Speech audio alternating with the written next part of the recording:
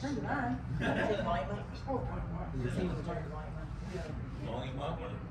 Testing? Better? No? Bluetooth.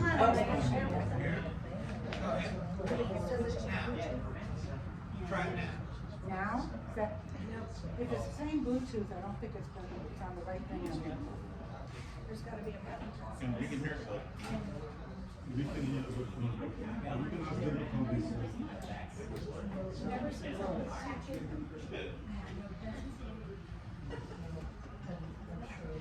Just go put a registration in. Some of them won't like, just have kind of notes. Did you see it? This is mine. Hold on, I turned off.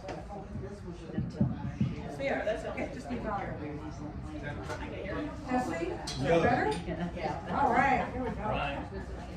So anyway, welcome everybody. I'm Sharon Starr. I've been the secretary for the last year, and I'm going to turn this over to our new vice president, Jesse Ringus, and he's going to take us through the beginning of our presentations tonight. I'll try to talk a little louder. Can y'all hear me back there? Hello everyone, my name is Jesse Ringus. I am the new vice president. I want to start off today by thanking you all for coming and being here. I also would like to thank all of our team, all of our staff, and everyone that has volunteered this past year with our past election. I see our volunteers are here. Thank everyone that has spent time block walking, making phone calls, writing postcards, texting your friends, letting people know for this past election. Your efforts were very much appreciated, so thank you all for being here. I also want to start off and say y'all probably are not used to seeing me standing up here as much as Hava. Hava has stepped down from being the leadership at Frisco Dems. She's going through some things with her personal life that doesn't give her the option to have the time that leading a club needs. So as a club, we've all kind of stepped up. We are looking for new leadership. If there's anyone that rings a bell in your mind, that would be great for our club. But I do want to just say thank you to Hava and make sure that we start out by appreciating everything that she has done over the past 2 years and more. I know last year she was the main reason, her and Nick Dickens were the main reason that we got Beto O'Rourke to come to Frisco. We had 5,000 people here, people from all around, from the Colony, from Plano, from Dallas, from up north. People traveled to Frisco, the destination place, to see a candidate. So that's something that's really, really big, really, really important, and her time, effort is very appreciated. So we're gonna go ahead and start today. Welcome, Happy New Year. So today's agenda, we're gonna go ahead and review the minutes from this last meeting. We'll look at our treasury report, which I believe still needs to be updated. Yeah. Can we go back? Do you want to do it? No, you can go back. Okay, sorry. We'll take a look at our committee reports. We have 2 guest speakers today. We have Marla Fields with the Frisco Pet Project, as well as Kim Allen with Blue Texas.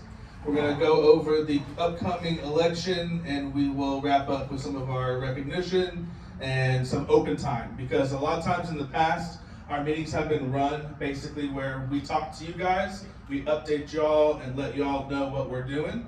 From here on out, we want to hear from y'all and see what y'all want to see from us, what y'all want to see our club do in the future, and how we can help build out Frisco for 2040. So what can we do to make sure that in 2040, the Frisco Democrat Club is a club that is welcomed by all and recognized? So what can we do to make that happen? So real quick, our mission statement is to elect Democrat candidates to leadership position through the greater Frisco area throughout North Texas, throughout the state, and for Vice President and President of the United States. The club shall pursue ideals of liberty, justice, and freedom of all, regardless of ethnicity, gender, religion, sexual orientation, gender identity, or physical disability. We shall pursue these ideals through support of the Democratic Party and its platforms and candidates. We will support Democratic candidates, help find local candidates to run for office, engage volunteers, stay current on the issues facing our community, educate voters, and help get out the vote. With these thoughts, we have established this club. So I basically just did that welcome. We'll go over the last minutes from the last meeting. I'm not going to necessarily go through all of this, but a couple things that we have highlighted is that we did the adopted research road in Frisco.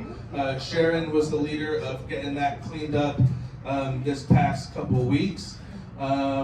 We also have our breakfast club the second or third Monday at the Fish Street patios. But yeah, so we'll go ahead and go forward. Lots of minutes over. Keep going, we're good. There are copies on the tables if you want to read them for the reason. Okay. Keep going. Yeah. All right, so treasurer report, she was unable to make it today, so these numbers do need to be updated. We can get that updated pretty soon here. Over the past month, we've kind of been stepping up and filling Hava's shoes, getting everything organized for this meeting. So we do still have to correct the balance here. Those numbers are not from this past month. You can see 2022 on there. So we'll adjust that later. And I can introduce Virginia for our fundraising committee report. Thanks. Welcome everybody. Thanks for coming out and seeing us. We appreciate you being here and taking time out of your day to see that we are not alone in Frisco. There are several Democrats, and what you see here is only a small portion of all the Democrats in Frisco. So just know you are not alone, even though I know it sometimes feels like it. As far as fundraising goes, we have our swag shop, and we're kind of set up over here. There's a lot of variety of, yeah, we got a few things. Oh yeah. Anyway, we have a lot of different kinds of shirts. If we don't have your size and something you're interested in, we can order one in that size. So just if you're interested, come on over there when you get a chance. And I think that's pretty much it for now for fundraising. So I'm gonna go ahead and is Gordy? Oh, you're gonna present. Asani's gonna present for Gordy. Do you want? Okay. Okay. So Gordy and I actually wrote this together. So, Sorry. I don't know why it's both of us, but it should just be us together. Hold on. A little higher. Hold your mic Higher? Yeah. Yeah. So this, I don't do this much. Alright, so the bill pre-filing begins on I'm Asani. Sorry. I don't come up here to talk. I'm Asani. I have the Young Adult Committee, and I'm presenting for Gordy. Gordy is in Dallas at a E-Tex event, Equality Texas event. Sorry, I shorthand everything. So yeah, that's why they couldn't be here, but they send their love. So basically what we're going to talk about is what all is happening, what we're going to do about it, and like how we're going to change it. So the ledge session begins on the 11th, which was quite a few days ago. I don't do math, so y'all figure out how many days ago that was. Anti-bills will continue to be filed. 36 have been filed so far, and on the 13th of February, bills will be assigned to committees. Right now we have 62 anti-LGBTQ bills that have been filed. Our unrestricted bill filing deadline is amazing. We have that after March 11th. Only bills that are aligned with Abbott's list of priority issues can be filed. We have something called a sign die in Texas, which is on May 29th of 2023 at the end of the 88 legislative sessions. Any bill that has not been passed through the House and Senate before this day are considered dead, which is awesome. I'm so thrilled about it. So yeah, basically we have an increase in mostly trans student sports bans. Obviously this has been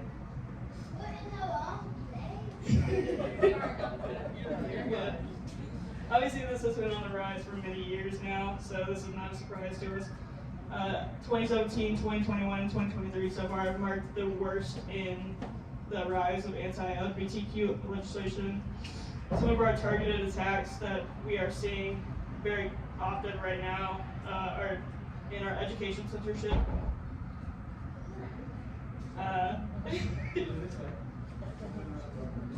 So obviously, when comedy issues have come up in our court systems and how all of that has been, the nightmare that has been playing out, we should see somebody talk about this soon in our government, if they ever decide to. Oh, there's a new one that we're introducing in Texas. It's a really lovely one. It's called a drag tax bill. So any business that hosts drag shows to register it as sexually oriented businesses, which means that they will be paying more taxes. So that's a lovely new information that we get to deal with now.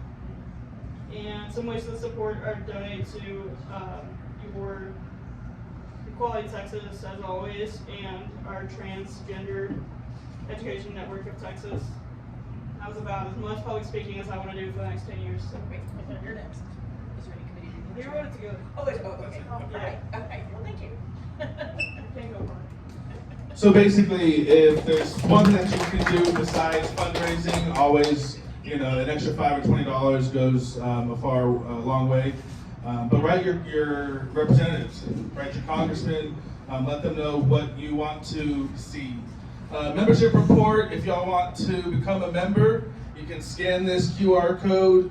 If y'all want to go ahead and do that right now, that would be awesome, become a member. Also in the tents. Yeah. You're on the tents. Yeah. All right, next. Oh, okay. Well, I was gonna say there's lost that. So membership, what that gets you, what's the price of the 25 for, so it's 25 for a year, and, sorry? For the bronze membership, then there's other memberships. Yeah. But yeah. But the basic level, $25 to become a member. We have monthly meetings, we do events out in the public, and we try to give back to the community. So it's a great way to get involved in the city and come together as a community. So please consider that. And we have one more thing. We got the postcard committee sharing to talk about before we'll hand it over to our guest speakers. We need to advance. Okay. Okay, I'll try and talk louder this time, see if that will help me with the microphone. All right, so when I saw the graph that showed how many people didn't vote in Texas in November, I was like, nothing has changed. We have been one of the poorest voter turnout states in a long time, and all that block walking and phone banking and everything else we've done doesn't seem to be changing that. So I felt it was time to start something new. So we looked at why people don't vote. And most of the things that we saw they needed was either civic education or some resources, like maybe those that don't have a ride to the vote, or some people just don't have the information that they need. And so we decided to start this postcard project. So we're going to be putting together, we've got postcards designed. Vicki did a fantastic job with them. Did you include pictures of it? I don't. Okay. Anyway,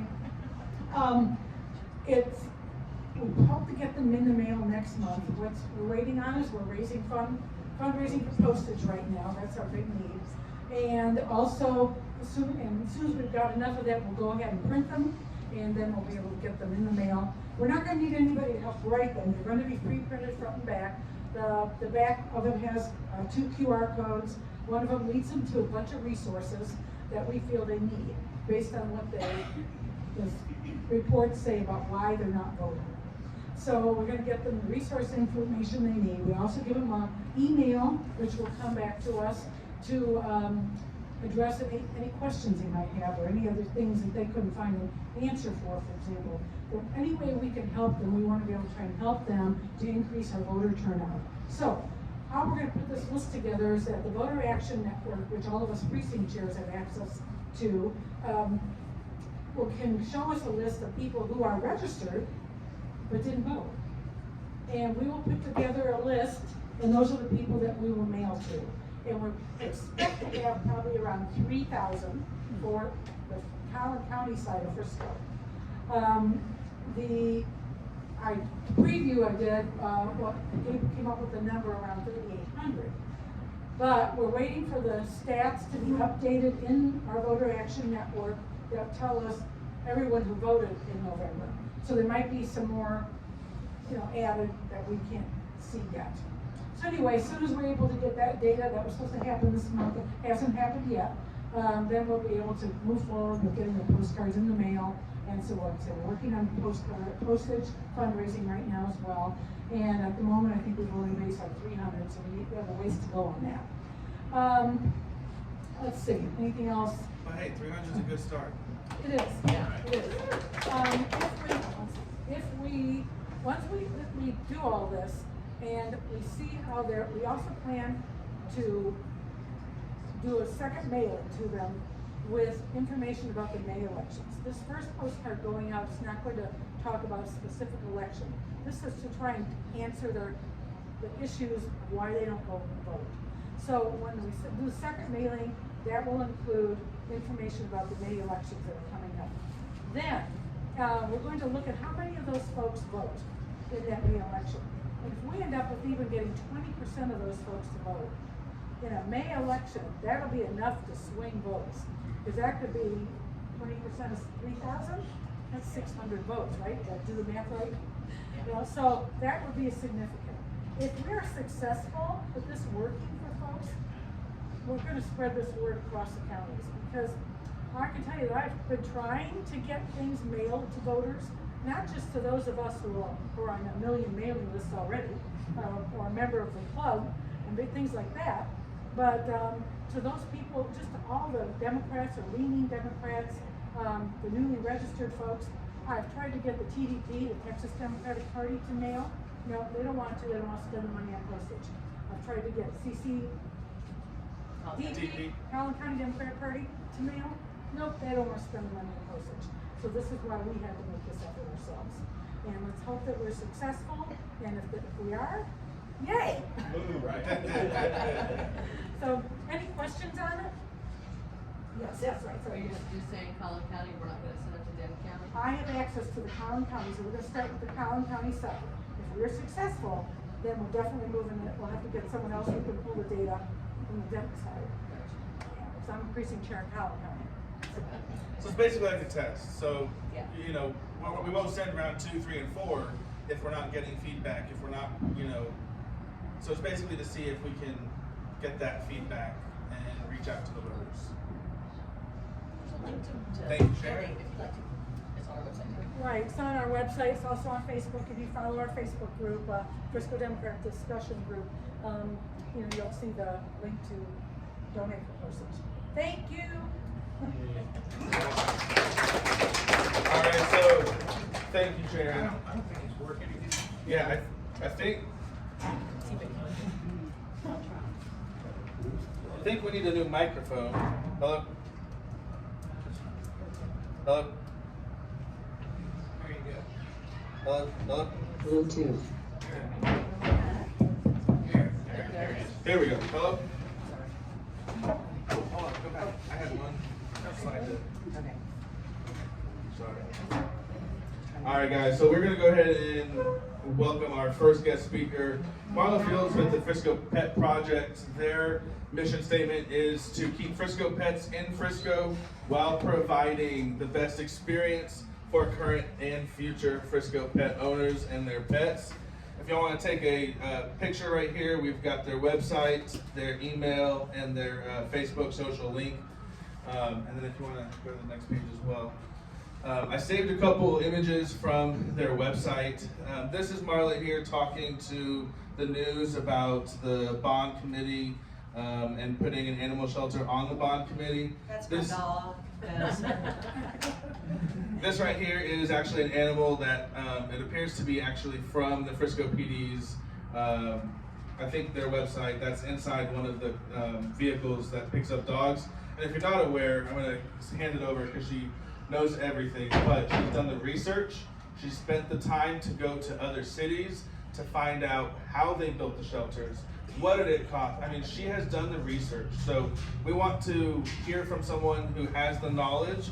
But you can see here, 2018, this is the hallway in the McKinney Animal Shelter, and you've got cages on top of cages on top of cages lining it. November 2022, the exact same thing. And unfortunately, some of the narrative is that those are only puppies. That's a false narrative. I've been there and I've seen that, and they're small dogs, yes, because they have to fit in the hallway. Just because they're small does not make it a puppy. So let's go ahead and welcome Marla and thank her for her service for fighting for our Frisco pets, who are voiceless. Hold on for just one second. Yes. You know, I go to all the trouble of making these notes. I probably won't look at them but once. I'll just get carried away when I do that. So,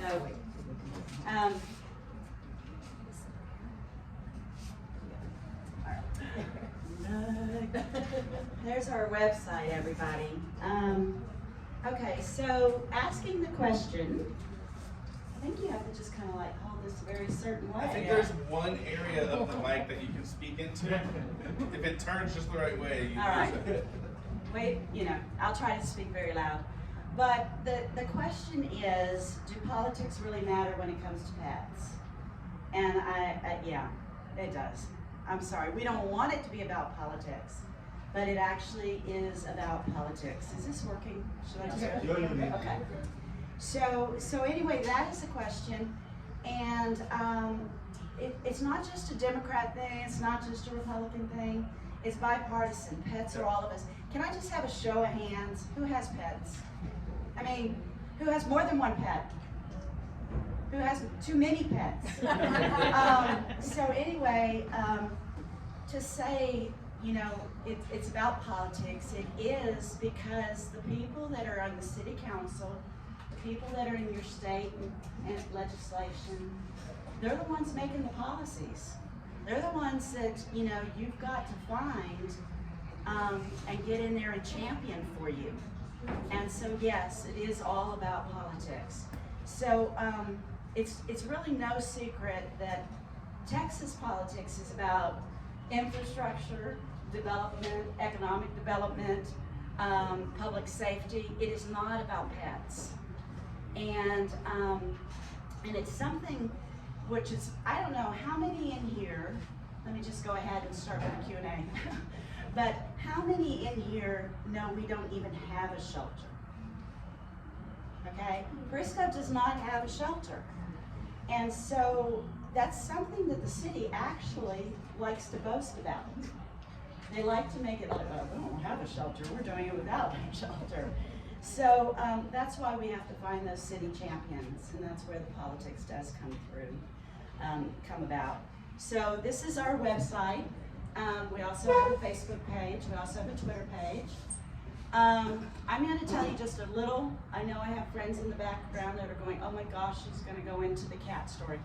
But I moved to Frisco in 2002, and I had the old Hazelwood home over on Oak Street. And I helped, just to let you know, I've been involved with the community. I helped with the historic incentives for the historic homes, tax incentives, I should say.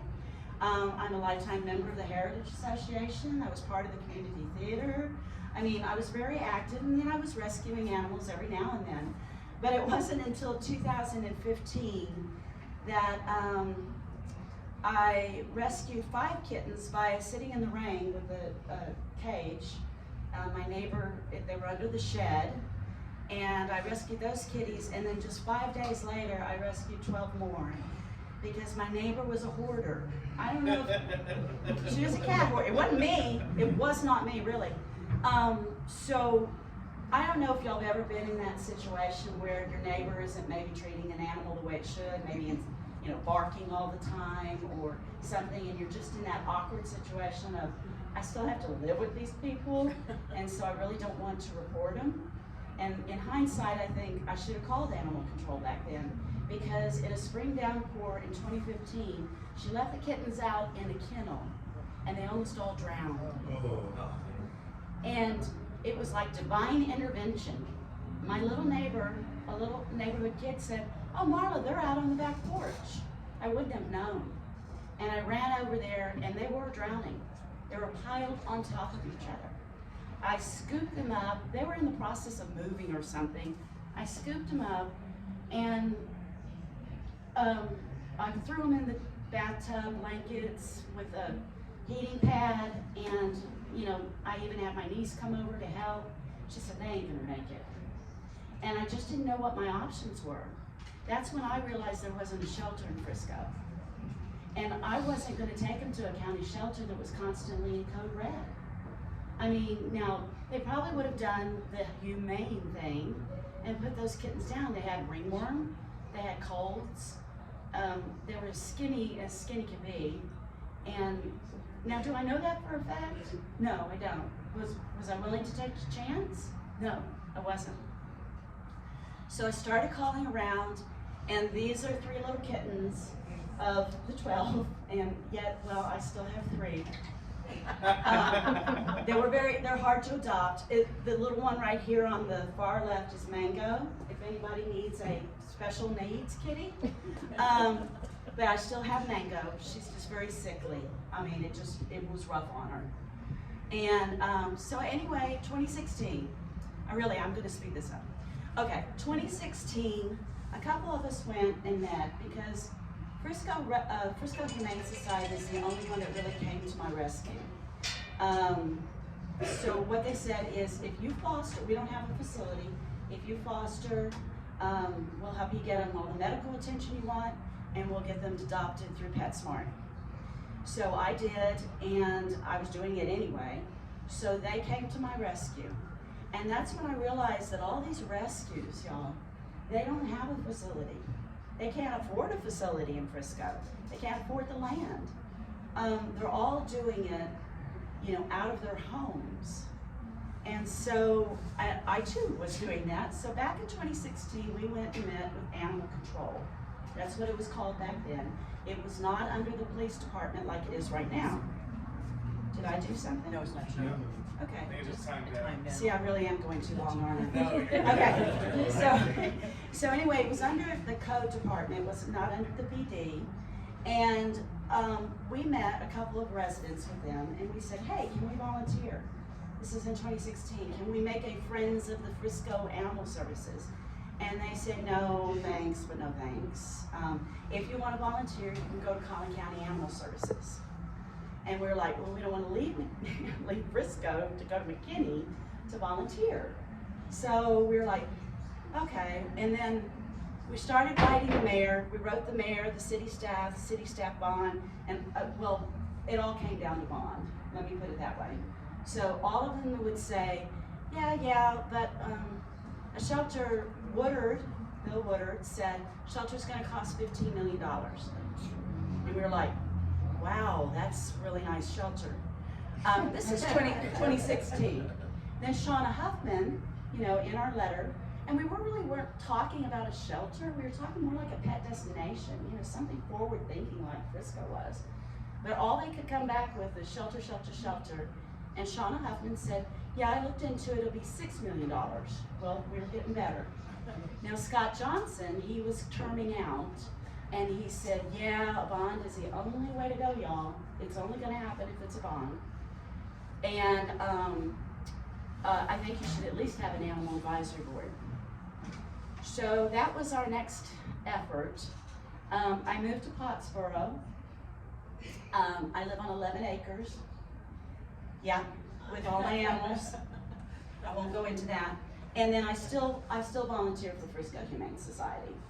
And I'm still advocating for all of Frisco. I'm just because I moved away doesn't mean I'm gonna give up, okay? It's just, I just won't do it. So Frisco's Pet Project was launched in 2018. Now I went to go find some slides to just kind of tell you all the things that we did in an effort. And it was all done very politically correct. I mean, we didn't just go to social media and start criticizing, complaining, and everything like that. We started reaching out to the mayor. We reached out to all the city council like we did in our letters. We did it all one-on-one. We met with the chief, gosh, what was it back then? Ward? No, Bruce, and then Ward, and then Shilson. So we met with all of them. And these slides are actually from 2018 and 2019. And this is what we were doing back then. And as you can see, you know, all we were looking for is this pet program worthy of the city of Frisco. This program, and here's all the things we were doing. So we were getting up in front of citizens input, and all we were asking for in 2018 was an animal advisory board. That was it. We got one in 2022. That's how long it took to get an animal advisory board. It was almost as if, you know, they just said, oh please, just give them an animal advisory board. Just let them have that. And these are some of the other things in this slide that we did as well. You know the new app that they're bragging about right now? It was a Frisco resident back in 2018 who said, you know those pictures you're taking of the animals? Could you put them on social media? And that was a resident of yours. And they said, oh yeah, we could do that. That was 2018, and they put it on Nextdoor. And now today, they've got this fancy app that you can go and register your pets, but only the lost pets are on there. Now, if you are a resident and you find a pet, you have to turn it over to Frisco Animal Services, and then they will put it on that app. But the thing is, it's Frisco residents that are doing half of the job here in Frisco. And we have shown that with study after study. So anyway, we had all these meetings, and we got this, and then we just hit brick wall after brick wall. So I don't know if anybody understands what really your $1 million in your annual budget is getting you. This is what it's getting you. It's getting you 6 trucks, 7 employees, and an annual budget of $1 million. 400 of that, and I'm rounding a bit, y'all. So 400 of that is going to Collin County Animal Services. The other 600 is for operating services. So that's what you've got. Now it moved to the police department in March of 2017. And then the wonderful slide again, it's just a reminder that this was going on in 2018. We took this picture in 2018. It's dogs, not puppies, sorry. And then it just recently, November 22, as you can see, it's the same situation. They're constantly in code red. I would say probably 10 months out of the year, they are code red. So we really hit the brick wall in June of 2019 when we met with City Assistant Ben Rosina and said, look, we hear there's these presentations that you keep presenting to the City Council to say why we can't have an animal shelter. Can we see those presentations? And he said, oh yeah, I'll pull those together for you. And then we also said, we know the Collin County Animal Services contract will be renewing soon. Can we please just know when that's going to happen? We didn't get the presentation, and then we did get a memo the next Monday morning on June 18. And does it sound like I'm bitter? Yeah. I mean, we got this notice from Ben, at least he did that much. And he said, we're going to be voting on the new contract on Tuesday. Just wanted to let you know. And they had this snazzy presentation about how it was going to cost $6 million for 16,000 square feet. And the argument they said, just to let you know, our intake numbers are so low it doesn't warrant the expense of a shelter at that price. Okay? So then, these are the top 10 reasons why we can't discuss a shelter in Frisco, and that is because they did sign that 5-year contract. They then said that a city shelter was presented to the Citizens Bond Committee back in 2019. I'll have you know, we filed a PIR. It was never presented to the Citizens Bond Committee in 2019, but they sent out memos to residents who said, I want to talk about a shelter, and they said in that memo, well, the Citizens Bond Committee didn't think it was a viable project, so we can't discuss it any further. Well, we found out that not to be true. Then the low intake number, by the way, the average intake number for Frisco is roughly around 550 each year. That hasn't really changed. And you're gonna say, wow, why are we so low?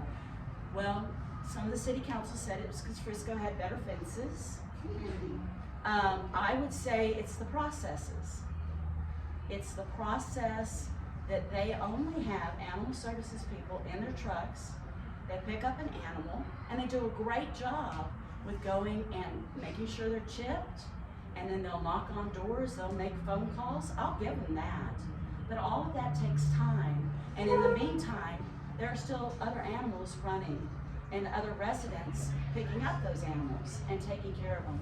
I mean, I'm sure all of y'all have seen on Nextdoor over and over again. There's over like 5 different lost and found pages. It's hard to keep track. There's Frisco lost and found, there's McKinney lost and found, Allen, it's hard.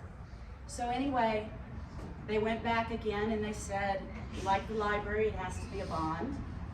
Okay, does anybody know what the price of the library was? I just love to throw that one out there. 62 million. It'll raise taxes. They even said to us at one time, it's gonna raise, we've had a survey, we did a survey, and overwhelmingly citizens said they wanted a shelter until we said it was gonna raise taxes. And we were like, you don't get to just tack on if you get to raise taxes, because that's not true. That $62 million library didn't raise your taxes. Not the way that they're talking about. Low reunification numbers, that's the one they're using right now. They say that we return more animals out in the field than other cities that have a shelter. That's not true. They say we have a 40% reunification. Well, Plano has a shelter, and they have a 43% reunification as well. They said the shelter will be overcrowded. They said there'll be euthanasia. We'll have a shortage of staffing. Well, those are the very reasons we want a shelter. You saw the pictures of Collin County. So, all right. So we weren't quite savvy in 2019 how the ways of the bond operate, but we were prepared for this one that just came up. So we were there 3 times, maybe 4. Lisa right there, I think, went to almost every meeting and stuff. Yes, deserves an award for that one. By the way, she's the one that's really going to all the different shelters. She's going to Grapevine tomorrow. Anyway, on we were there October 17th, and citizens showed up. They rallied, they were there at that Citizens Bond Committee. And they said all the benefits and all the reasons why we want a shelter. So then we had to show up again November 14th. Lee Shilson showed up and did a wonderful little PowerPoint presentation of why we didn't need a shelter. But we were there too, and we had our 3 to 5 minutes. I think Shilson was there for 20. I'm not bitter. So for 20 minutes, so our 3 minutes, we did a 25-page report, and we showed, anticipating what they would say, we showed that we could do a shelter. Showed 4 examples: North Richland Hills, Hearst, Louisville, and Rockwall, all operating under $1 billion budget. It can be done. Hearst is unbelievable what they're doing, and it doesn't mean you're going to have to increase the staff as well. Hearst only has 4 city employees, and they partner with North Texas Humane Society. And part of that contract is $120K, and they have the 6 people that they're called adoption counselors. So only 4 city employees, whereas we have 7. We don't have a shelter. So we have been showing them data after data after data, y'all, that the numbers in other cities, for example, McKinney, their intake number is 2,000. Okay, McKinney and Frisco are about the same size. They're about the same area in square miles as well. And so they have 2,000, we have 500. Okay, the Colony had 1,200 animal intake. Allen had almost 1,000. Something's wrong, okay? And when we were at a winter work session, the mayor happened to say that, how come we're doing such a better job than all these other communities? And we were trying to demonstrate, I'm sorry, our processes are not doing as good. But they just refuse to look at our data. So then they did a special session at the Citizens Bond Committee, called them all back in after Christmas, and said, look, and this is after they had already given us $5 million for a shelter on that bond. The Citizens Bond Committee listened to all of our data, and they all did a straw poll and said, I think we do need a shelter. We're looking at this evidence. We've heard Shilson's evidence to why we don't need one, but we still want to put it on the bond. And that's what a Citizens Bond Committee is all about. They are nominated by your city council and or the different departments, like Parks and CDC. But keep in mind, Parks and CDC are all nominated by the city council. So these are people that the city council entrusts to listen to the evidence and listen and hear this all out. So the euthanasia record, just to let you know, hit an all-time high this summer at Collin County. Hey, I'm gonna get the hang of this quick. You just watch me. Uh-oh. Okay, I didn't get the hang of this. Keep going. Okay, so anyway, euthanasia in May of 2022 at Collin County was something like 70. In June, it was like 160. The reason they're euthanizing is either because of behavior or because of illness. And you can say they're not euthanizing for space, but what it really is, oh wow, I really messed it up. It wasn't you, it was Oh, me. okay. You can say they're not euthanizing for space, but they go through and they say, well, we need space, so these animals with behavior issues that we just haven't really been able to turn around, we just probably need to put them back. Oh, look, we got space. So, thank you. So we had the joint session, everyone, back on January 17th. It was 3.5 hours long. The shelter was the last subject matter. Police Shilson presented, and that went on forever. CDC then did their comments, then the city council did theirs, and then your citizens got up to speak, and they did y'all proud. I mean, they got up there, and we were up, once again, 5 minutes, and then they cut you off, believe me, they love to cut me off. And I have to say thanks to Jesse, because Jesse recorded the whole thing. So I invite all of you to go and watch. The audio's a little rough at the beginning, only because this was very spontaneous on his part. And they were talking, the acoustics in that room were not the greatest. And so the first 5 minutes are really hard to listen to, but it'll pick up when Police Shilson gets up there. And to say there was misinformation provided by the city, they were doing everything they could to convince, and they did it in the prior meeting as well with the Citizens Bond Committee, to get that off the bond. Even the mayor during this presentation said, you know, if we let this stay on the bond, it's gonna pass, because we've never had in all of our history anything the voters voted against. So it's likely that that $5 billion is gonna make it. So if you go, and you can watch it on YouTube on Be the Change, Jesse's page, or we've also linked it there. But there were comments there that I would say the 10 people, I guess it was about 8 or 9 people, it took everything to hold us back. I mean, there was, well, Lisa was one. She wasn't gonna speak until they mentioned some things about Collin County, because she volunteers at Collin County.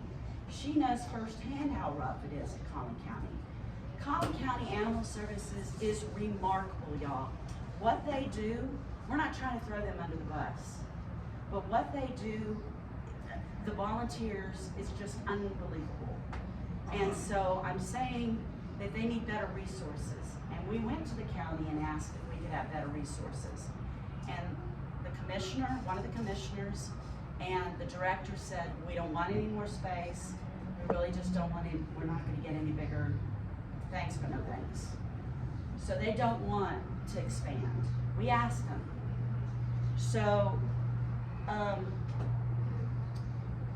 here's, to sum it all up, what do we think about that presentation? You know, what do we think happened after the January 17th? And if you were to ask any of us that were there, we'd say they're gonna pull it.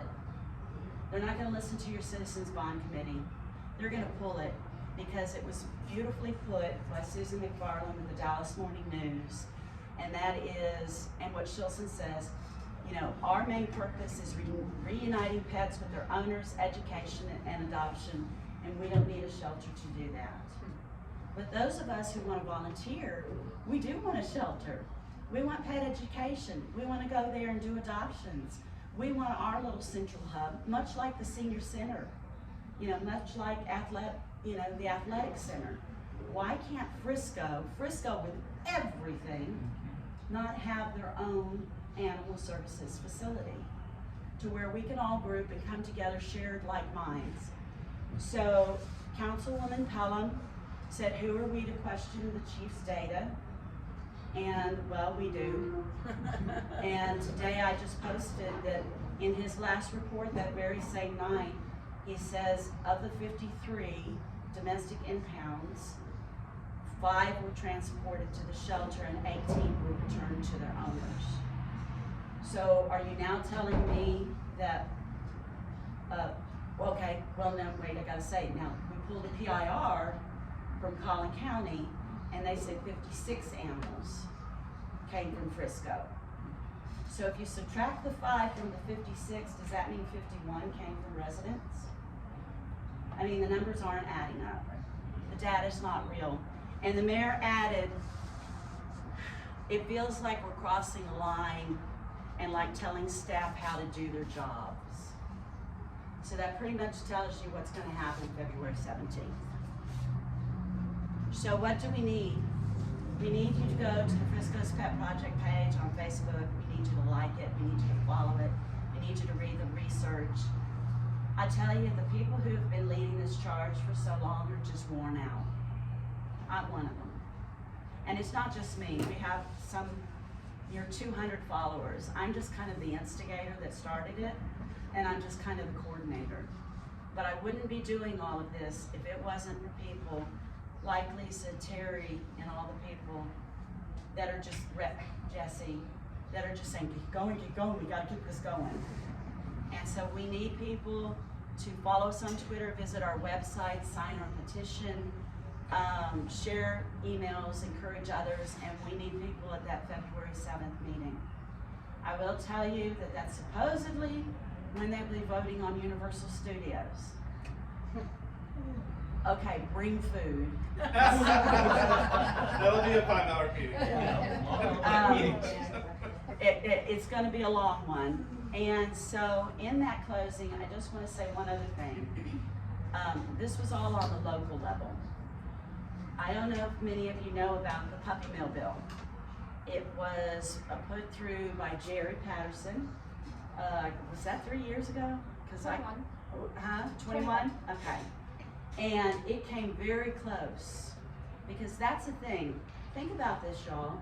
We have a city that supports Frisco Petland, who advocates have shown are selling puppy mill animals. We've got the documentation and everything. They're supporting Frisco Petland in Frisco, where you can go buy these designer dogs at outrageous prices, but they won't encourage you to go adopt by having a local shelter in our own city. That's kind of sad. And so what has happened is it was close, but we ran out of time and the bill did not pass. And the bill is going again before state legislation. Jared has filed the bill one again, and it's House Bill 870. So everybody, we're gonna need your help, because we'll be doing that too. We'll be jumping in there because we're all things pets. Frisco's Pet Project is all things pets. So I leave you with that, and Terry is back here. She's a huge advocate on this. She's leading that charge. And if y'all have, do we have Q&A now? Or Yeah. after You do that. Kim? Yeah. Oh, And I do have a question. all right. Okay, so what happens to the Denton County, Frisco is divided, Collin and Denton County. What happens to Denton County animals? Well, if they're rescued by Frisco Animal Services, they go to Collin County Animal Services In McKinney? in McKinney. That's what I thought. So, there's this big argument that people are not taking them to other shelters, and that's why our low intake numbers. And to be honest, the colony has told us that people go and take animals to the colony. So they're not going all the way to McKinney. Oh, I found this dog in, down on Main Street there. And they'll take them, and colony's not gonna turn them away. Also, if it's unincorporated Denton, because animals don't, they don't know boundaries, and they run over to the lake. Well, that's the sheriff picking them up, and he's hauling them to Denton. Okay, so you're gonna have to check Denton too. And Little Elm on occasion has picked up our animals.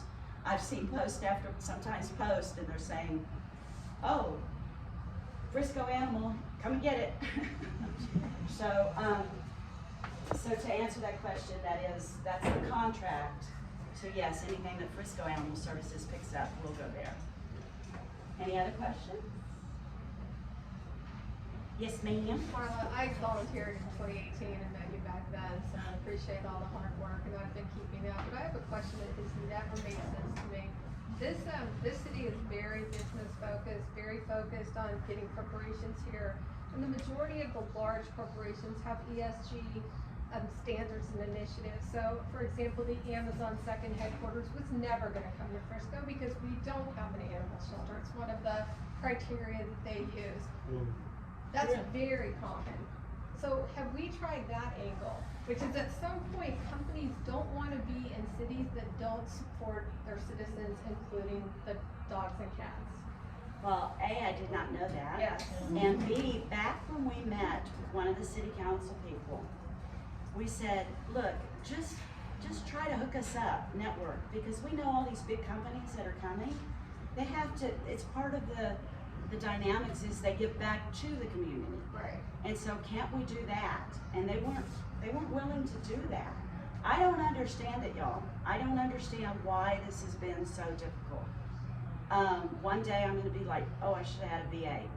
But it's just boggled my brain to say that, because one of the council people, well, two of them actually have told us, they said, why don't y'all become a nonprofit and raise money, and then let us know, the council, that you're really serious about this. And I quote, and I almost climbed over the table when they said it, and just show us you have some skin in the game. And I was just like, you did not say that. And again, I had to be polite, and that's one of the things. I'm being more vocal. In the past, I haven't been this vocal. But I tell you, after what we witnessed January 17th, if you think I'm being vocal now, and they pull this off the bond, you are going to see Frisco's Pet Project become even more vocal. And all those emails, and Marla's threatening. Okay, who's ever watching this, yes, I am threatening that all of that information will have to come forward. It'll have to come out. Because they told us for years, bond, bond, bond, bond, bond, bond, bond. We did everything we were supposed to get it on that, bond, bond, bond, bond, bond. And now they say, oh no, we're not gonna let that on the bond. And it's just not right, y'all. It's just not right. Yes? At the one bond committee meeting I was at, when Schulzer made his loan proposal, and that new public safety training center, which, was it 52 million that he said they would need? What they've done is, on the bond proposal, they've lumped fire. Now, mind you, animal services is part of public safety. So they've lumped all of public safety, fire, the training center. I do remember that the gun range is gonna be 13 million. The parking garage is gonna be 20 million. I cannot remember the training. I just felt like he was afraid the piddly little amount for the animal shelter would affect people voting for his huge project. And we already have a training center. I didn't know more about that, but. Right, so what it is they've lumped fire and police up on their own line item, and they put us as G, which is public safety, and they put us, that's okay. They put the shelter as a very bottom item. And as a separate item. As a separate item. Because I'm not voting for their whole package. They're not gonna let this little one go through. Can you come up here and say that? Come and say, I've actually, there has been citizens that said that very same thing. They're not gonna vote for public and fire. And we love our public and fire. Don't get me wrong. I want everything they can have. I want the Parks Department to get their own facility. I want all of that, you know, but I also want this city to have a shelter. And whatever you call it, we call it Animal Services Facility or Animal Resource Center, let's do it. I mean, there's no reason we can't have that. And like you said, there should be a public-private partnership. And I'll let you know, we researched that. That is an excuse you're gonna hear them say, public-private partnership. I'll have you know, in the last 4 years, 4 of them went to the city and met with the city and said, hey, you know, we'd love to talk to you a little bit about this public-private partnership. They said, we'd get back to you. So the thing is, when they say they want to do a public-private partnership, it's not going to happen. I mean, the app, the saying we're going to have microchipping events when we haven't had them in years, the adoption events, they tried to have an adoption event at Mary Main Street. They couldn't find the volunteers, you know, with animal We were services. there. Were you? We were planning on being there to volunteer, and they canceled on us. So we had people that were gonna volunteer, but the communication wasn't getting back to them.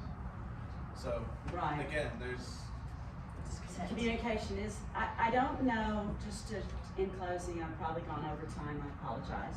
Have I gone over time? It's not us bad guys against them. I don't know how it became that. But we're definitely the bad guys. And we think they're the bad guys. And that's just not the way it needs to be. And, you know, we have, as a group, as your citizens and stuff, have reached out to them time and time again to talk with them, to meet with them. It has not been reciprocated. No one has ever come to us and said, they know me, believe me, they know me. They know my numbers, and they have never said, hey, Marla, why don't you get your citizens that are behind this, the core group, all those people, and let's have a town hall meeting about this. Let's talk about animals. That's never happened. So, any other questions? Yes?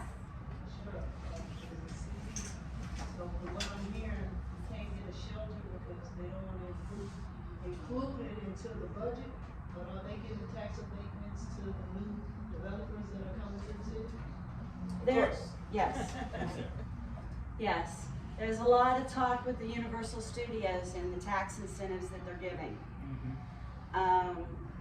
You know, that was one of the things we mentioned way back when, is why don't we do with veterinarians and TCAP, Texas Coalition for Animal Protection, give them some tax incentives to move to Frisco. Why not? We give everybody else tax incentives. You know, but yes, we do want to do partnerships. But it just doesn't, again, we don't have a city champion. Somebody that is, now I will say, Laura Rummel, don't get me wrong, Laura Rummel is out there fighting for y'all, okay? She's fighting for Petland to get a new humane ordinance in there. She wants a shelter. We've heard from Brian Livingston. He wants it to go before the bond. The rest of them, we're not too sure about. So if y'all have any relationships with any of those other city council people, reach out to them before February 7th and tell them, this is really important to you. Because right now as it stands, it looks like it's 3-3 with Mayor Cheney deciding on whether or not. Who's the third? So Rummel, Livingston, and We think Tammy, I mean, we don't know. We don't know. But we're pretty sure that Keating and Bill and Angelia from this meeting were quite clear they did not want this to go any further. Those three were quite outspoken. If you just go and watch, I think you'll see that. Hi. Anybody knows I never looked at my notes for it. Thank y'all so much. I know it's Jillian to come out. Can we get one more round of applause for Marla, please? Hey, and again, if y'all want to know about the Badlands situation, please grab Terry back there. And, we need you at that 7 meeting. So to follow up on that, I just wanted to say two things. One thing that I noticed from that meeting that she's talking about in that video, you can go watch it for yourself.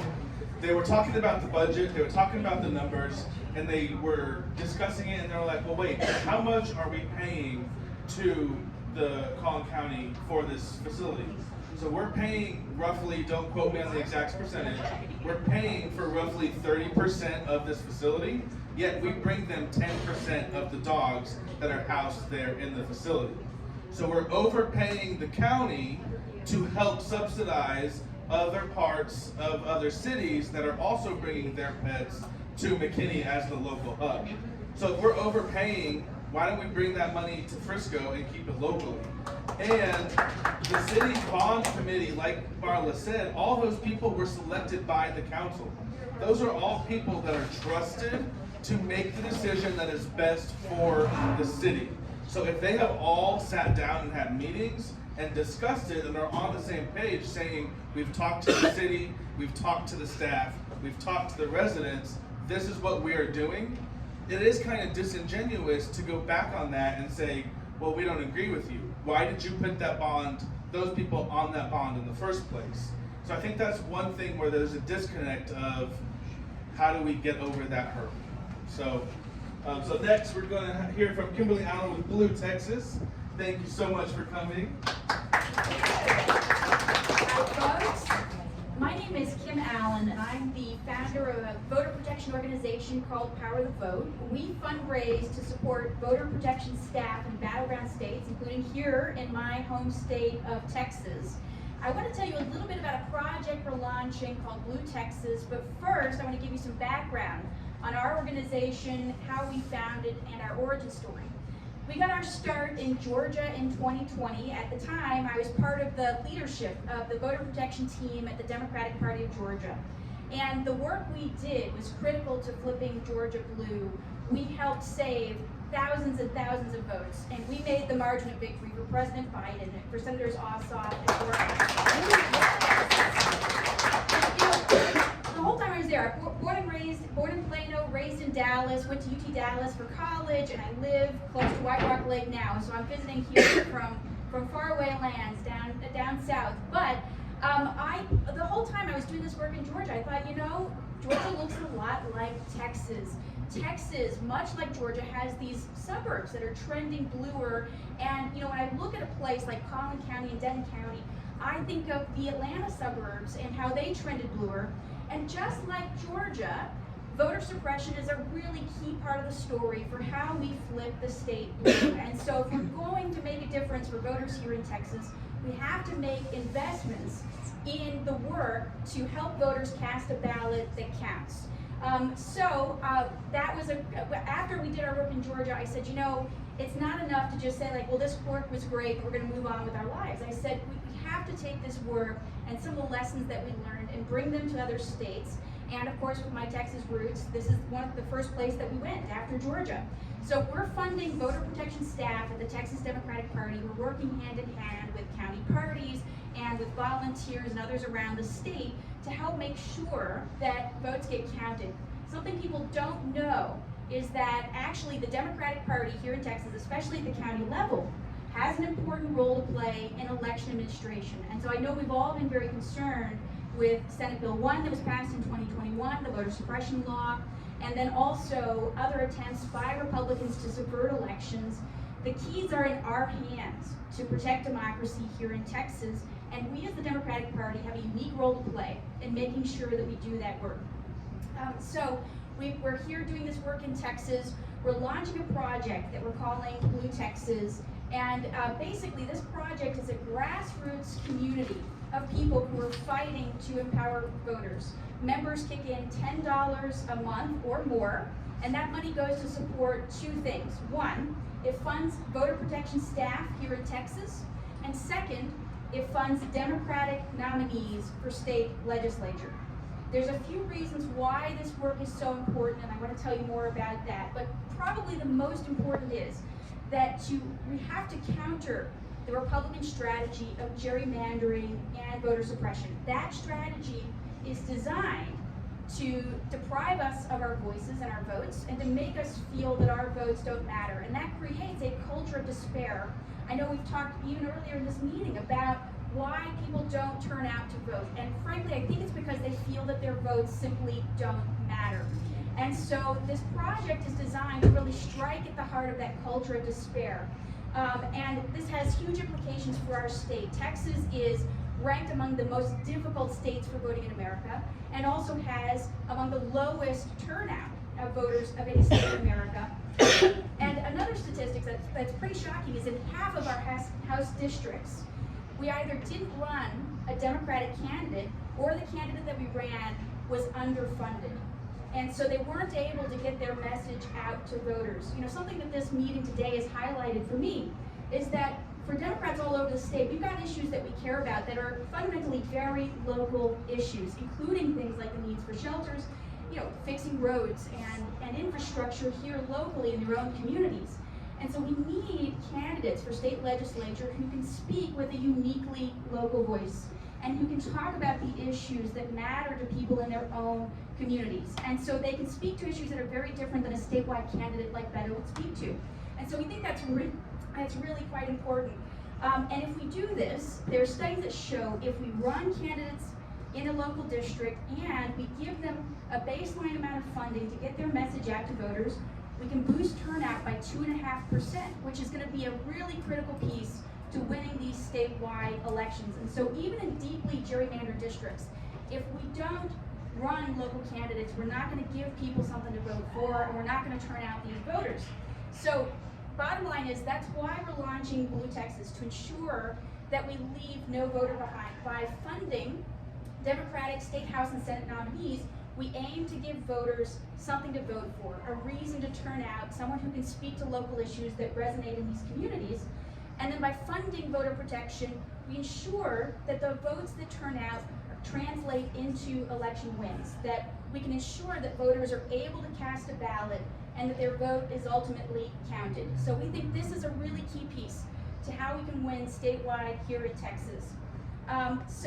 But in addition to, of course, winning, it's also really critical that we give people a voice. It's very important for us to live our small d democratic values, also big D democratic values as well, and that we hold Republicans accountable for their extremism. So we have a virtual launch event that's coming up tomorrow with Mike Collier and Representative Gina Hinojosa. And we're going to talk more about this project, and I hope you'll invite some folks to attend and also to sign up and join Blue Texas for $10 a month. Folks will become a part of the Blue Texas community.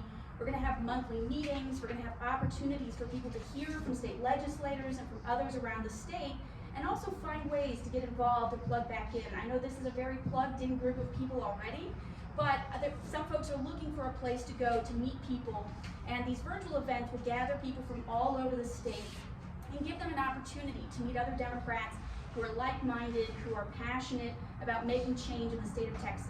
So please, if you can, there's some flyers out on the table. You can join Blue Texas, and you can also sign up to attend our Zoom meeting tomorrow night, 7 p.m. with Mike Collier. And yes. And does anyone have questions I can answer about either piece of the work, voter protection or funding legislative nominees? Kimberly. Yes. Was the Blue Texas, that was part of the REACH app as well? Is Blue Texas behind that? No. That's okay, that's true, okay. I wasn't sure if they were related or not. Okay. Okay. In the first meeting I was with, my understanding that when you have so many areas not having a candidate, that decreases voter turnout. Right. So if we could have more House candidates running, because they had some funding, then County would have better voter turnout. Yes. Affects the top line as well. Yes, exactly. And really, I mean, I think something we're all coming to realize is that our politics have been very top down. You know, we focus the most on the presidential races, on the federal races, and on the statewide races. But in fact, so it's a little bit like we're a very top-heavy kind of triangle, and we're out of balance.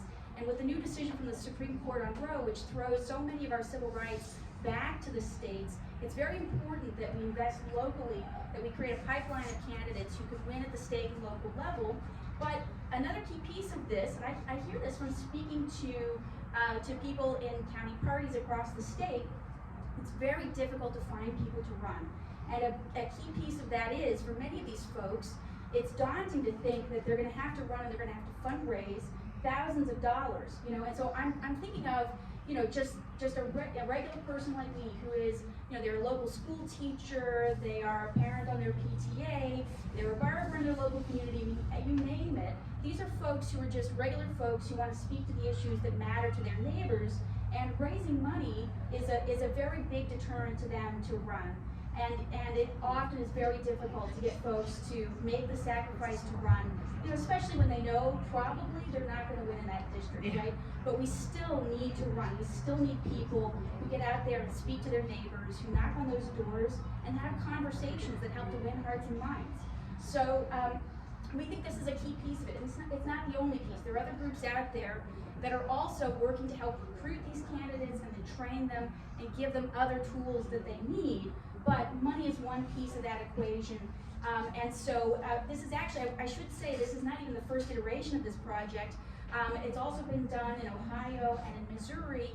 And when they call these state house candidates and they say, we've got $5,000 that we can give you today, the day after the primary, people cry, people scream. It means so much to them to know that people have their backs and that they're not running this race alone. So it's really powerful. And you know, we're looking to crowdsource this and make it a grassroots effort and create a community of people who come alongside these candidates and lift them up and help them speak with their unique local voice. Are y'all doing any voter outreach via postcards? So we are not ourselves, but we hope to fund that. So our hope is that if we can give these folks money, they'll be able to do a voter contact campaign and pay for things like postcards and get out to their neighbors. So it's more direct candidate. Exactly. That is basically we put it into their hands and then trust them to know how to use that money and reach out to their neighbors. So it is funding efforts like that. Yeah, exactly. Exactly. Yes. How you doing? I'm Jamal Jefferson. Yeah, we met. Please call me JJ. Two questions. Now I heard you say that y'all are looking for local candidates that can run now and in the future. They can speak local issues when they run for House or congressional seats. Is that correct? Yeah, we're funding state House and state Senate, so this is state, but yes, yes. Well, second, one of the things that I've experienced as a congressional candidate running in Louis Gohmert's seat, with all of the death threats and the hostility and the gun crashing and the disrespect and the racism, it was just atrocious. I pleaded throughout the state for congressional candidates, all throughout on the federal, the DCCC, to help. They write off a lot of candidates, and that's the reason Beto lost. I even said this to Beto, you can't run a race when you have 18 different congressional candidates they're gonna flank you, and the Republicans have millions and millions of dollars. I pleaded, I did everything possible, and I begged Jasmine, I begged Colin, Mark Beasley, Green, I begged them all, hey, help me fundraise. I lost over $150,000 of my own dollars in that race. My campaign is in debt, and the Democratic Party, even with Hannah Hosen, they don't help candidates. So I hope that in the future, the goal will be a unified Democratic Party with the stronger candidates turn into fundraisers for the candidates who right now, when I called Dallas, I had countless people who could have wrote that max out check. They said we don't give the candidates that the DCCC says not to support. So a lot of Democrats are stepping up to the plate and they're getting slapped. Roe was one of the individuals as well. We literally tried to unify and run and raise money, but we can't raise money when people like Congressman Cochran, Jasmine Crockett, Congressman Alright, they're not having our back. And it's like Democrats are becoming very selfish. So we need to make sure that moving forward, that it's one Democrat for all Democrats for us. Because if we don't, we're gonna continue to lose, and that's the reason we lost the House, and that's the reason Beto lost for governor. Yeah, well, I think you highlight a really important issue, which is we as Democrats have been very conditioned to give to the people who are likely to win or who are in very closely competitive races. And I think people think, well, that's where my money could be used best. But if we're looking, I mean, look at where those folks are, especially now that gerrymandering is such a key piece of the puzzle here in Texas. Many of those folks who are running, they're running in already fairly blue areas, right? And so we're making investments in places where we're already doing pretty well. We're already pretty strong. And so we're leaving behind the voters who live in the deeply gerrymandered, redder kinds of districts. But we've got voters in those districts. You know, no district in the state of Texas went 100 to 0. You know, we have a lot of Democrats in these communities, and many more that we don't even know are there. But if someone knocks on their door, they don't even know that they've got a neighbor in their neighborhood who's a Democrat. And many folks are afraid to put a yard sign out in some of these communities, right? And it's a very real issue. But if someone knocks on their door and says, hey, I'm here for local science school teacher so-and-so who's running on the Democratic ticket, now suddenly they say, oh my gosh, I didn't know that there were other Democrats in this community, how can I get involved, right? And so we can find each other and come together and build this up. Our model of funding, we do not fund the most competitive races.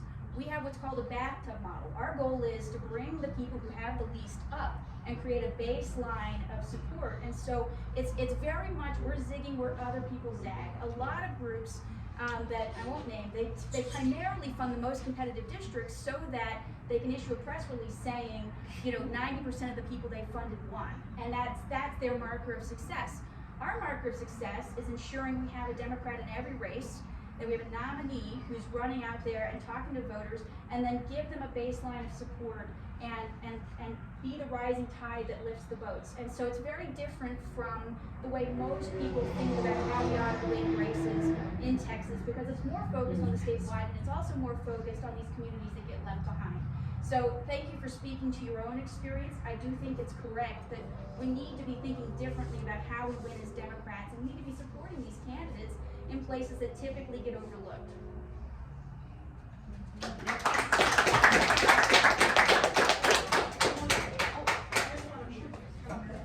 don't know if you might remember, I met you last weekend when I was down there for Women's March. You were campaigning on Elm Street.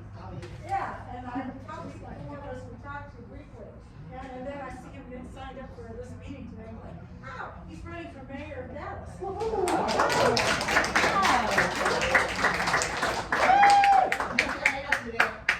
Shameless promotion. I was told by a lot of Democrats when Donald Trump came in and endorsed in East Texas, they came out in massive droves. Even one guy at a gas station threatened to hose me down and set me on fire.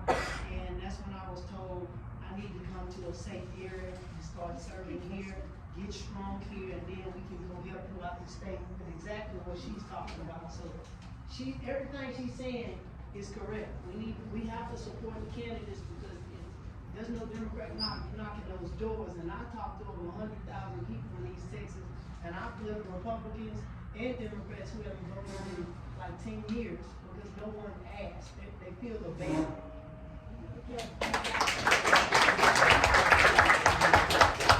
Come on, would you like to come talk about your campaign?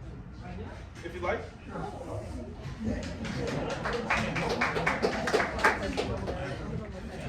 Bluetooth.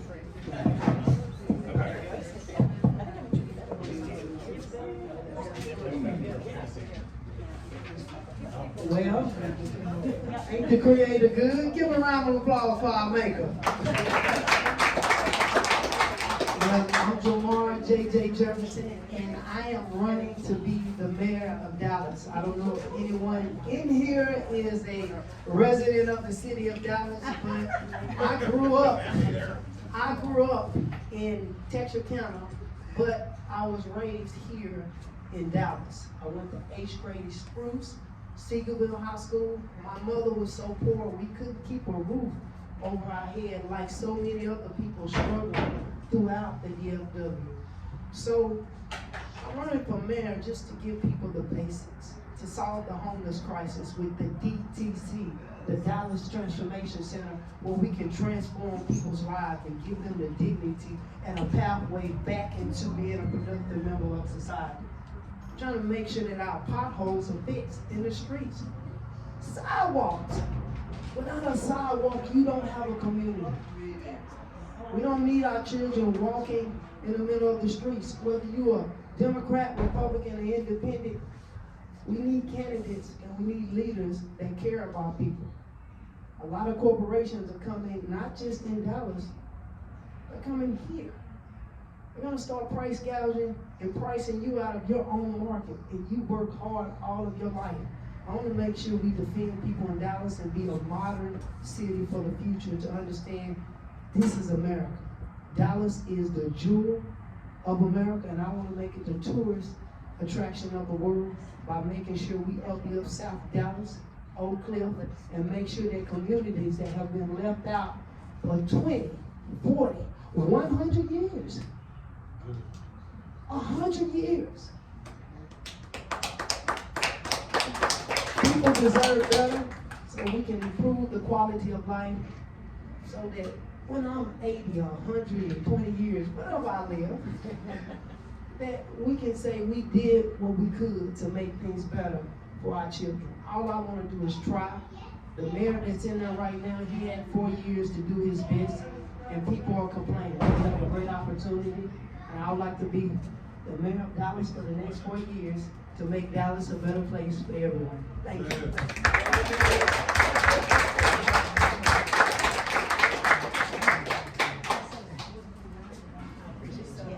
And then we also have Ro and Sheena here. I don't know if y'all wanted to say hi to anybody. Ro is the new president of the Plano Area Democrats. Do we have any other candidates that are in the house that would like to say a word? All right, I think we can go ahead and move on to the last couple slides. Go ahead and, so we are looking for comms committee report volunteers. So if you'd like to join our comms committee, if you're good with social media, getting the word out, if you are good with word and communication, we are needing some people. So if you know anybody that would be good, pass the word along. We also, next, we have our breakfast club on 5th Street patio in downtown Frisco. The next one will be February 13th, 8:15 to 9:15, and invite some friends. It's a great small cafe, delicious food, and you can order like fettuccine alfredo at 9 a.m. So if you're into that thing. And then these are some of our committees that we are looking for some volunteer opportunities as well. Our membership, leadership accountability. Basically, leadership accountability means you go to city council work sessions, you go to FISD meetings, you go to cultural events in the city, and you come back and you tell the club what's going on. It's a way for us to stay involved in the city and help outreach with others as well. Communications technology, events and fundraising, candidate development, voter outreach, business alliance, endorsements, Frisco Young Dems, and our LGBTQIA+ committee. So if y'all have anyone on your mind that would be interested, please let them know. And we are currently looking for president and communications as well. And we are gonna go ahead and open the floor up to y'all. So if y'all want to come up and speak, if anyone had any ideas of where you want to see Frisco Dems for the next 20 years, what you want Frisco to look like by 2040. Right now, the city is actually looking for committee members. They're joining and they're creating a new committee to discuss what we want the city to look like by 2040. But yet at the same time, the citizens have been telling them for 10 years we want an animal shelter, and they're not listening. So we need some people to maybe decide to go and put in the volunteer hours and get on that committee so that we can tell the city what we want to see with the 16% of land remaining in the city. It's not a lot. That's going to be built up in the next 10 years. whether we like it or not. So does anyone have any ideas, questions? We can pass the mic around, y'all come up here.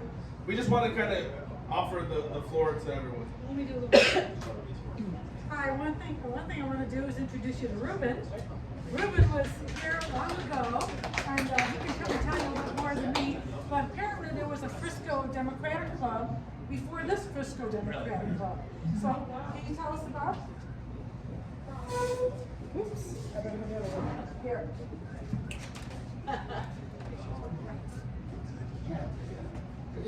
Good evening, everyone.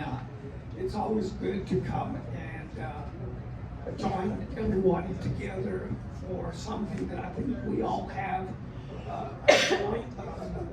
interest in, and that is how do we, well, it's the fact that we do have people like us living in Frisco. We moved here in 2000, and it was one of those where you're afraid to put a sign, you never would put a political sign. You don't even know that there were Democrats in the area. So one day I was looking at, back when there was a newspaper, Frisco newspaper, may still be there. So a little blurb said, come join the Frisco Democrat Club. And my eyes opened so big. It was someone in the trails, someone, I don't know whether you know, ever got to meet April Morey and Rick Morey. They were terrific at organizing. They started a Frisco Democrat Club in the trails. So we would get candidates back then that were running for school board, for the state, for the federal, and they would come, Republicans and Democrats. So they knew that we were there already.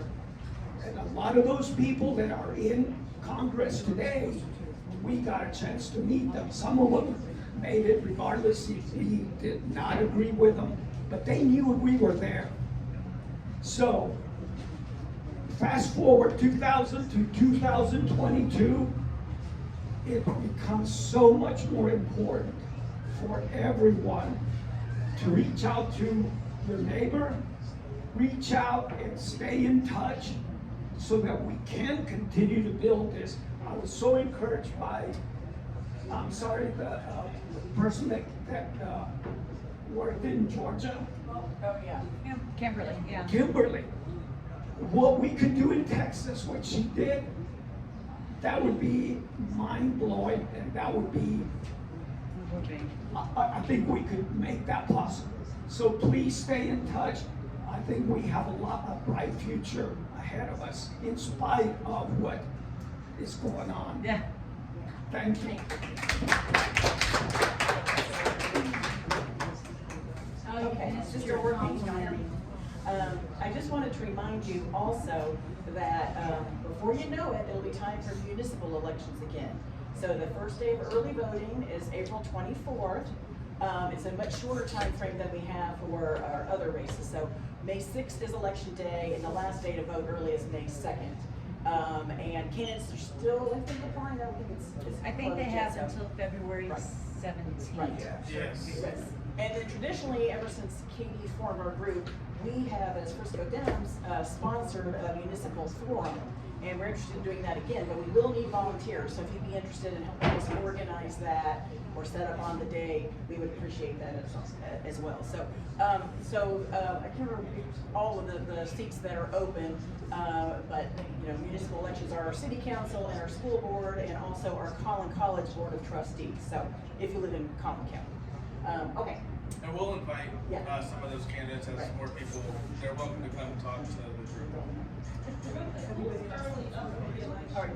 Does anybody else want to? City Council is the mayor, Laura Rummel and Brian Livingston. With ISD, Debbie Gillespie did not renew, so we have an open seat there. And Dinette Davis. And Dinette Davis. Who is the only confirmed Dem on Frisco ISD, and we don't have any confirmed Dems that I'm aware of on Frisco City Council. And okay, everybody says it's nonpartisan. trust me, the Republicans do not approach these races as nonpartisan, so No, just they keep don't. that in mind. Well, even Dinette though is nonpartisan. She does. No, I'm just saying. Okay, so now it's time. Grab your little ticket. Raffle time. Everyone, did everyone get a ticket? Yeah. Anyone in the back that came in a little late, we can grab tickets up here. Did you say you did not get one? Leave one up here, Lori. So we had talked about.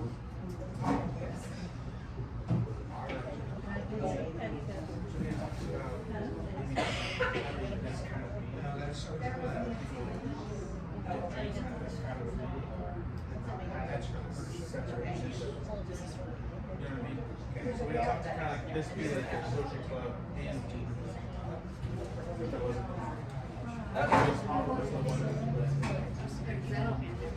That everybody? Everybody got a ticket?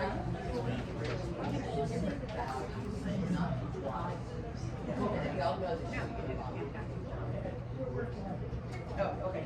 we had a couple of discussions. But I wasn't ready to speak when we did this on the laws. I was not speaking, sorry. I don't get it. 6 months.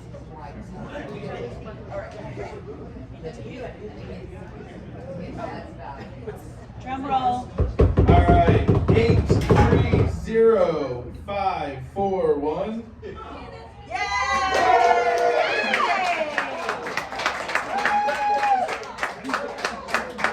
You want to go over there? Yeah, you can grab a T-shirt. We're doing 1, 2. All right, let's do one more raffle. One more raffle. That's too And so we just had a great question about Frisco drinking liberally. That's something that wasn't necessarily a part of the Frisco Den Club. That was kind of like a separate event that Hava run. Now that she has stepped down, we are looking at how to kind of reorganize that. So if y'all are interested in helping with that organization or volunteering, that'd be great, just let us know.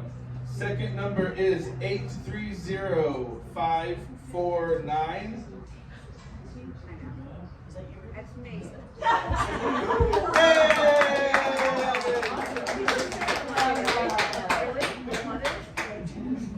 That's hysterical. Hey, can I do one more PSA? Sure. If anybody wants to speak at Citizens Input on February 7th, please reach out to me. Okay? Because we're gonna need people. Because we just need to move it to the bond. Let the voters decide. Exactly. This conversation is not putting down the PD. Animal Services does a great job with the resources that they have. We're just asking to give them more resources, something that will make it a lot easier. A story that I have in the past 2 months, I found 2 dogs running on my street as I was leaving. I was late. If you know me, you know I'm going to be 5 minutes late to anything. I was running late, and I go out my house, and there's the 2 dogs running down the street. I get them, I put them in my bathroom, shut the door, give them food and water, and I'm out the door. I don't have time to call PD and wait 20 minutes for them to meet me at my house to pick up the dog, right?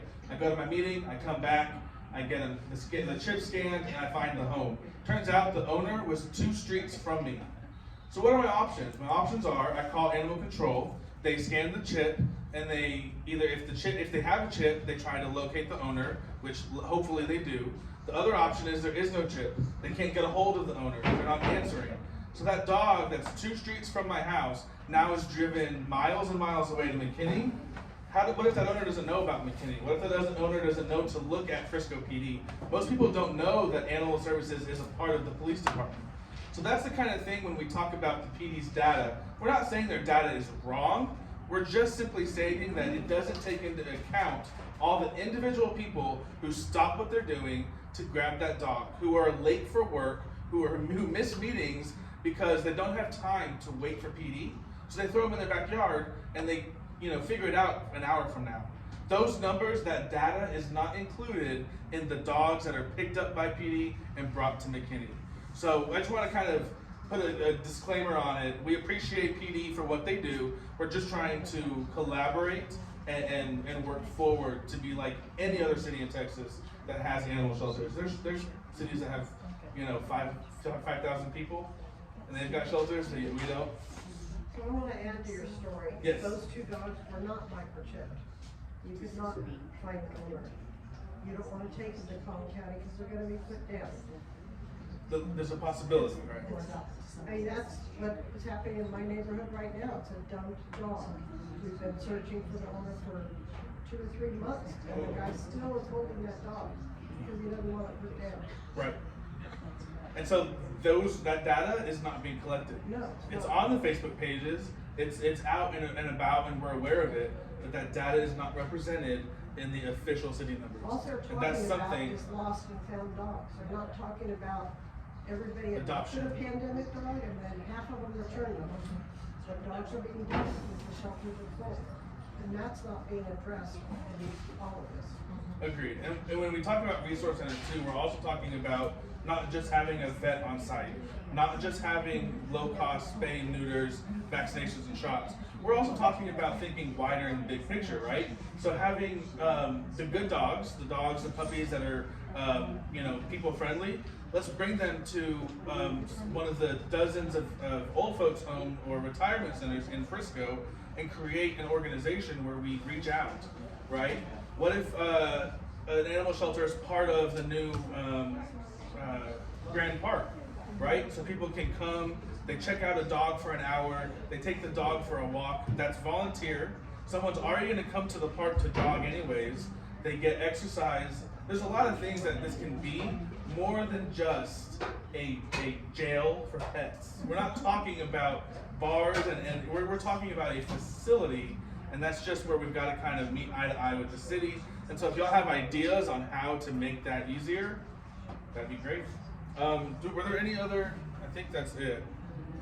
Raptor Roofing is a sponsor that has sponsored us in the past, so we want to give them a shout out as well. If y'all know of any local businesses, we also want to support our small businesses. So if you know anyone that wants to sponsor, they don't have to be Democrats.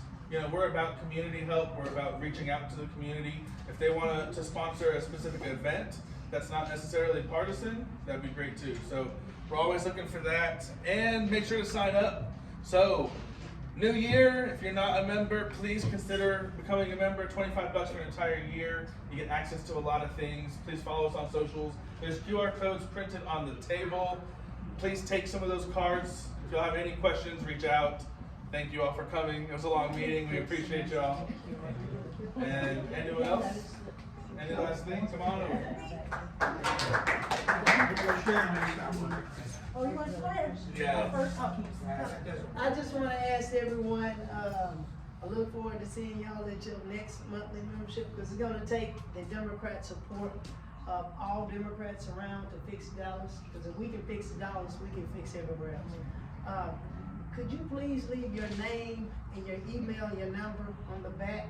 It's a little, paper, just sign it that way I can send you some information. There's all the information come out. If you would like to support this campaign, if we can get our QR code. How do people donate? How do people donate? Well, right now we have to get 404 signatures to get on the ballot. You can't buy your way on, so I'm at like almost 230. I'll have the rest of them by latest Friday, knocking doors, my precinct and throughout. But I'll send everyone an email asking you to support, and you'll see me at different meetings. So even if you can't support right now, I just want to get as many people's emails and telephone numbers as possible. Thank you. I just wanted to mention one thing we've been thinking about. Since McKinney Dems, they do a happy hour every month, and then they have their quarterly business meeting with their admin team. So where we've been doing kind of this whole meeting with the kind of the business part, every month. What do you think about switching to monthly happy hours? Anybody ever been to a MADC, McKinney Area Dems meeting? Okay, so they're fun. Yeah. They use a wing bucket up the 380, and boy, they have really good chicken nuggets, super good. And you ought to, yeah. So, yeah, so they have a fun time, and everybody gets to sit and chat with people and whatnot. So it's just a social time pretty much. And, we're just kind of looking for input if that's what you would like to do, to have us change to something like that. We're kind of like, not sure. So, anybody? Maybe we need to. Well,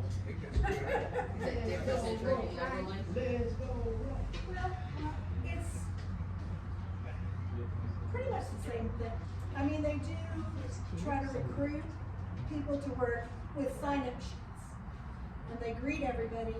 But it's a fun time, and people come and have fun and get to know each other, and then they join the group. So it's less business and more fun. And I think that if it's a fun place to go, then you'll bring your friends, and then they can sign up to help. And I mean, I was ready to, I'll do it, when I went, because it was just, they were so welcoming, and you really got to know. When you have a business meeting, you really don't have the opportunity to chat, and the breakfast is a good place to chat. So this would be, a lot of people working can't do the breakfast, so if they do a happy hour, well, you don't have to drink, but you can chat, and then it brings in new ideas and new people. And I think that's a great idea to do that, but I still don't want to give it to drinking liberally, just because at the time that I joined drinking liberally, I was just looking for social groups. I'm a Democrat, but I wasn't looking to get involved in the administrative side. I was looking for friends. I just moved back in the area, and I started going to drinking liberally, and also with liberal women who lunch. They don't do anything basically in their Democrat world. They're just Democrats that want to meet just to talk in a friendly space. well, I think the people who were in charge of drinking liberally have dropped it. So they're without leadership. Well, it was just how much it was. That's sad, because once I went there for like 6 months, then I was more interested in doing good things. She would mention something, I'm like, oh, I think I might want to do that. Well, that's kind of like what McKinney is. That's exactly what they do. But I just think if you It's say- more of a social, and through the social, you meet other people, like-minded people, and then, they have, like Vicki said, they have sign-up sheets, they have, but it's not like this where we have this big long agenda. Right, well, I guess what I'm getting at is that if I didn't even know that drinking liberally was associated with this group at all. And so if I had had a choice to sign up for the Democratic Club, I probably wouldn't have signed up. Drinking liberally wasn't originally part of the club at all. Right, no, I get it. Yeah, it started by Suzanne, I forget her last name, sorry, Matthews. And, but then, she needed someone else to take over, Hava took over. It really technically wasn't part of this, but because Hava was doing it, sort of looking at it. Gotcha. Yeah, Hava is stepping off from that because she's basically busy taking care of the puppy with her mom. Well, I'm just saying, why don't you let's just try it. Our next meeting is a social meeting, see if people want to come, and then the meeting after that can be a business meeting. Alternate the meetings. Question, anyone want to have any suggestions about locations? We don't have a wing bucket around here, so. If you have any ideas about locations, please holler. We'd love to, I've been trying to think. Being only a diet book drinker, I have a question. So I'm from Plano. So can I come here or I need to attend the Plano? You're welcome to go. All young ones are happy to play out too. And our row is down, there's the Plano area Democrats group now, and we are the Frisco area Democrats group. And then there's the McKinney area.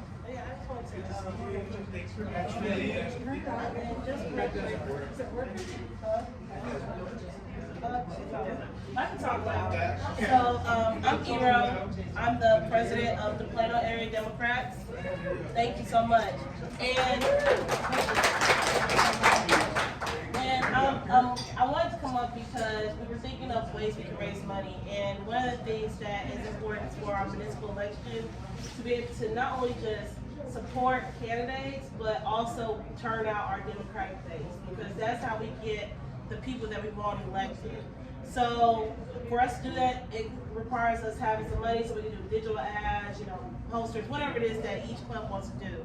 So as a fundraiser effort, what we came up to do is doing a county-wide fundraiser with all the Democratic clubs. So that would include the Plano area Democrats, Frisco area Democrats, McKinney, Richardson, and Allen. And we're going to have a bowl-a-thon. So each team or each group would be its own team.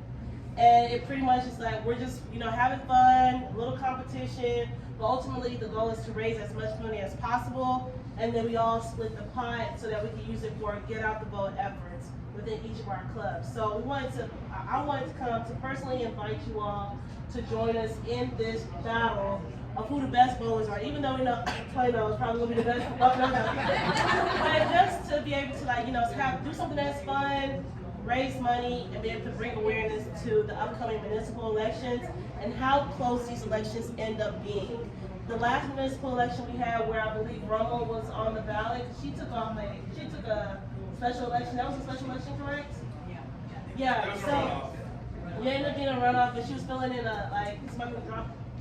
Well, yeah. Somehow she got in, and it was a very small margin. Same thing that happened with our school board. Small margins have been winning these municipal elections. So if we're able to even just get out 100, 500 voters, that makes huge differences in Democratic wins. So we want to be able to, use this opportunity to raise money. So we are going to send an official letter with all the details of where we're going to be, how we can raise money, and where we live go online. We'll have a joint Act Blue where it'll go to each of the clubs as money is coming in. And of course, we'll have a cool little a cool award for whoever the winner of the bowl-a-thon is, so that we can have it, and hopefully this turns into being something that we can do annually that will build up, and we can use this as a fundraiser to be able to fund all clubs, especially as we go to the 2024 election, because what we do in 2023 is going to be the precursor of what happens in 2024. And 2024 is going to be a huge election. We have to start, working our magic now. So thank you all for having me. Thank you guys for being so committed to everything that we're doing as Democrats. And I hope to beat you guys in bowling. I'm terrible at bowling, Thank you, Ro. I see we've got people here from Plano Dems, from McKinney Dems, Allen Dems, so thank y'all for that kind of joint coordination. Lastly, we're going to go ahead and paint the Frisco logo on this small water tower. We'll paint FTC on the other side. So if y'all got $5, $10, a couple dollars in your wallet and you want to fill it up, this is a great way to get a donation. You don't have to do $25, so we'll leave it right here on your way out. But if you got an extra dollar, some change, fill it up, and we will use it towards that next meeting. And eventually, we would like to have some sponsors for these meetings, so that we can have maybe some catered food, finger foods, that just takes time to make.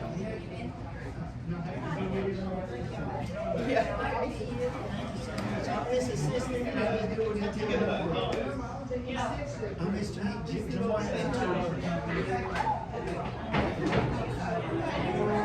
I just do whatever he tells me to do. He's running for mayor, so he said, hey, I need somebody down there, and I want you running for city council so you can see the motion and see what's up.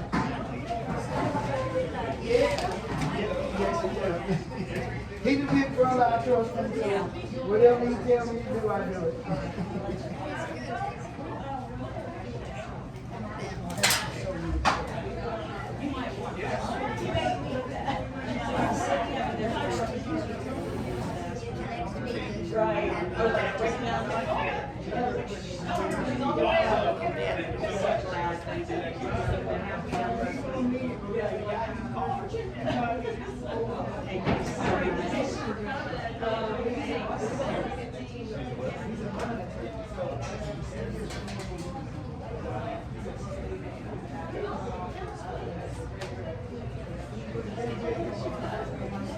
dinner, I have to go finish my dinner.